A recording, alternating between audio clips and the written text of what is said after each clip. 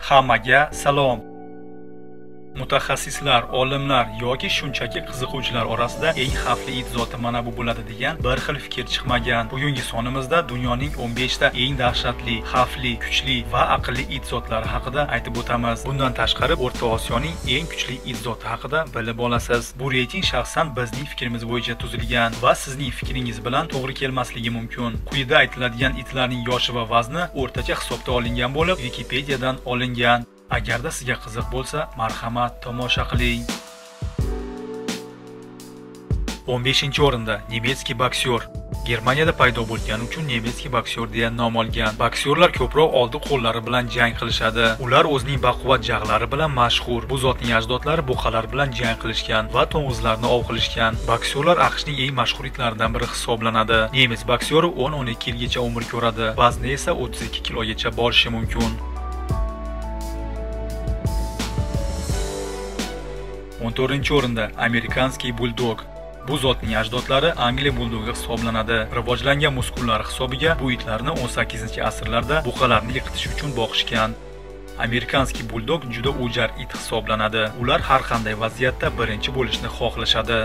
10-15 yil umr ko'rishadi. Vazni esa 55 kilogacha borishi mumkin. 13-o'rinda Sibirskiy Husky. Bugungi kunda yer yuzida eng mashhur it aynan Husky hisoblanadi. Uning chiroyli ko'k ko'zlari va kuchli xarakteri ko'pchilikni o'ziga tortadi. Tarixi esa uzoq sharqqa borib taqaladi. Kuchli irodasi tufayli Husky Alyaskada haqiqiy qahramonga aylangan. Qattiq sovuq o'lkalarda yo'qolgan odamlarni topishga yordam beradi. 12-14 yilgacha umr ko'rishadi. Vazni esa 28 kilogacha borishi mumkin. 12-o'rinda Nemetskaya ovcharka. Bu it zoti 19-asrning oxirlarida Germaniyada bir necha xil itlarni chalchishtirish yordamida paydo qilingan. Bu it zoti Shimol va Hindiston bo'rilarining avlodlari hisoblanadi. Avvaliga bu itlarni cho'ponlarni hayvonlarni qo'riqlash uchun boqishgan, keyinchalik esa ulardan qidiruv xizmat itlari sifatida foydalanishadi. Jinoyatchilar bu itlardan qocha olmaydi. Ular kuchli va juda aqlli it hisoblanishadi. 13 yoshgacha umr ko'rishadi. Vazni esa 40 kilogacha borishi mumkin. 11-o'rinda Angliyskiy mastiff. Bu it qadimgi Angliya it zoti hisoblanadi. Angliyskiy mastiff 156 kilogacha vazn olgan va bu rekord natija hisoblanadi. Bu itlar ming yillar mobaynida qorovul vazifasini bajarib kelmoqda. Xotirjam ko'rinishiga qaramay, oila a'zolarini himoya qilishda birinchilardan bo'lib to'fon singari yetib boradi. Uni yo'ldan o'g'ri chiqib qolsa, qochib keta olmasligi aniq. Ular 10-12 yil umr ko'rishadi. Vazni esa 100 kilogacha borishi mumkin. 10-o'rinda Kavkazskaya ovcharka. Bu itlar eski tarixga ega bo'lib, 2000 yillar oldin Kavkaz hududida paydo bo'lgan. Qalin juni tufayli qattiq sovuqni oson o'tkazadi. Kavkaz ovcharkasi azaldan odamlarni va podalarni himoyalash uchun xizmat qilib kelgan. Bular begona odamlarga ishonchsizlik bilan qarashadi. Xo'jayinni himoyalash uchun har qanday ishni qilishadi va hatto ayiqqa ham tashlanishi mumkin. Bu itlar dovyurak, jasur va ziyrak xarakterga ega. 10-11 yilgacha umr ko'rishadi. Vazni esa 90 kilogacha borishi mumkin. 9-o'rinda Doberman. Bu itni 19-asrning oxirida Germaniyada Louis Doberman chalchishtirish yordamida paydo qilgan. Ularning badani tarang, quruq va jismonan baquvvat. Doberman juda aqlli va kuchli irodaga ega. Bu it zoti o'z hukmini o'tkazgan odamgagina bo'ysunadi xolos. Ulardan ko'proq harbiy xizmatda va ichki ishlar organlarida foydalanishadi. 10-13 yilgacha umr ko'rishadi. Vazni esa 45 kilogacha borishi mumkin. 8-o'rinda Rottweiler. Bu it zoti 18-asrlarda Germaniyada paydo bo'lgan. Ularning ajdodlari eski tarixga ega bo'lib, Vavilonda hayvonlar orasidagi gladiatorlar urushida jang qilishgan. Buqalar, sherlar, ayiqlar kabi hayvonlar bilan o'limgacha urushgan. Rottweiler uyni qo'riqlash uchun kuchli va jasur it zoti hisoblanadi. Ular faqatgina bitta odam bilan yaqin munosabatda bo'lishi mumkin. Ularning xarakterida jangovar gladiator ajdodlarning qoni urib turadi. 8-11 yilgacha umr ko'rishadi. Vazni esa 60 kilogacha borishi mumkin. 7-o'rinda Staffordshire Terrier yoki Staff. Bu it zotlari dovyurak va juda faol.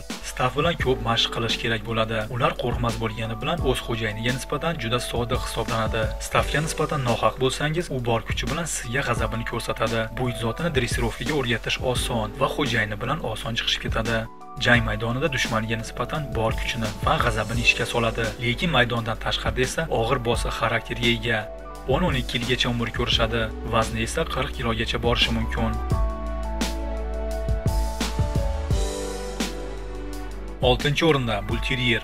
Bu it zoti 19-asrning o'rtalarida Angliyada buldog va terrierni chatishhtirish yordamida paydo bo'lgan.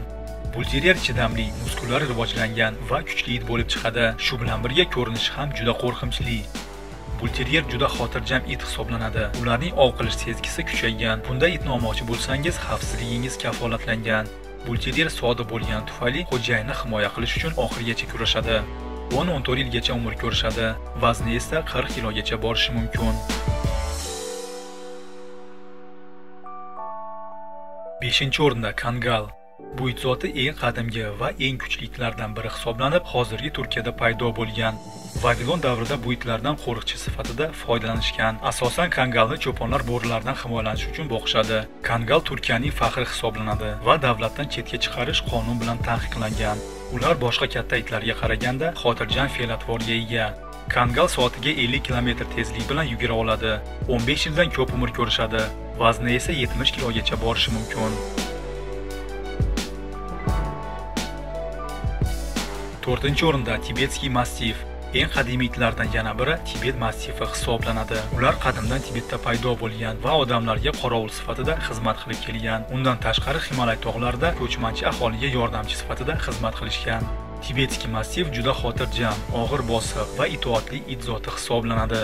Butun oilani himoya qiluvchi qorovul va yaxshi do'st hisoblanadi. Eng qizig'i shundaki, ular mushuklar singari toza pokizlikni yaxshi ko'rishadi.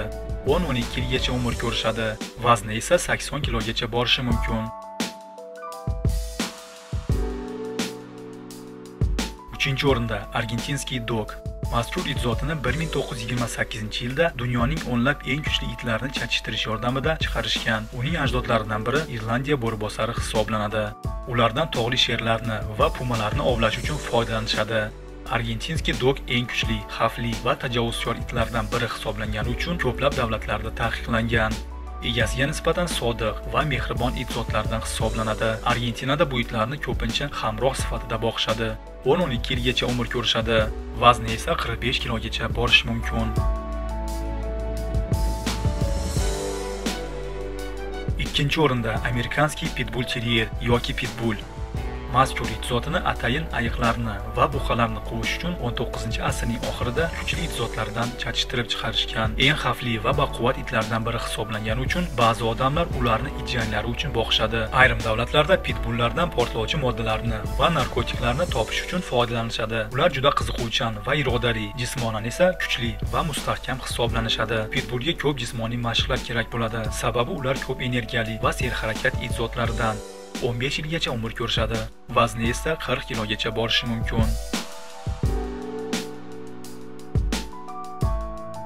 1-o'rinda O'rta Osiyo ovcharkasi.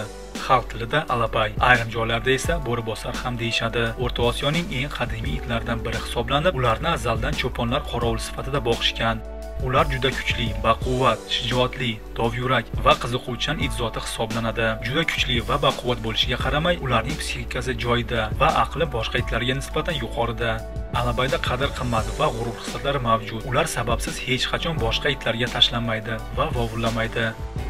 O'z vazifasini yuqori darajada bajaradi va ularga qoyil qolmasdan ilojingiz yo'q. Alabay uy egasining boshqa hayvonlariga va bolalariga nisbatan juda yaxshi muomalada bo'ladi. 12 yilgacha umr ko'rishadi, vazni esa 80 kilogacha borishi mumkin. Eng achinarlisi shundaki, it janglarida itlar bir-biriga nisbatan hech qanday g'azabni his qilishmaydi. Ular shunchaki o'z egalarini himoya qilish burchini bajaradi va egalari tufayli jabrlanishadi. Aziz do'stlar, itlar qaysi zot bo'lishidan qat'iy nazar, ularga g'amxo'rlik qiling. Ular esa sizning oldingizda qarzdor bo'lib qolishmaydi. Ayrim odamlardan ko'ra itlar vafodor do'st bo'la olishadi. Itlarning qanchalar xavfli va yomon bo'lishi olgan tarbiyasiga bog'liq xolos. Hech qachon itlarning achchig'ini chiqarmang. Qaytiga ularga nisbatan yaxshi muomalada bo'ling.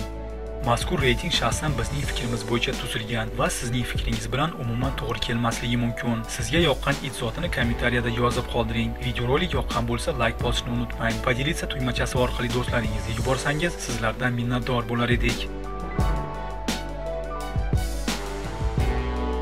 Yangi va qiziqarli videoroliklarni o'tkazib yubormay desangiz, kanalga obuna bo'ling. Agarda videorolik yoqqan bo'lsa, like ni bosing va keyingi videoroliklarni tomosha qiling. Omon bo'ling do'stim.